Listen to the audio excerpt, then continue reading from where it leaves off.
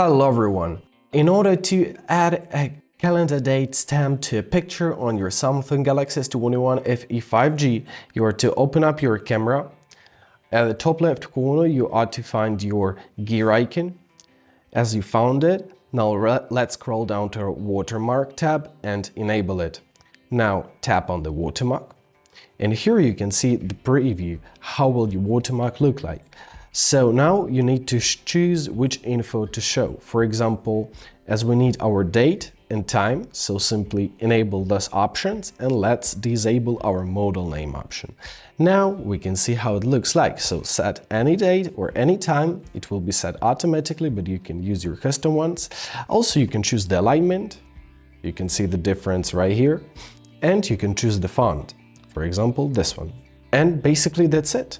If you want to turn off your watermark, go back to the settings and turn it off. I hope this video is helpful. Thank you so much for watching and have a great day.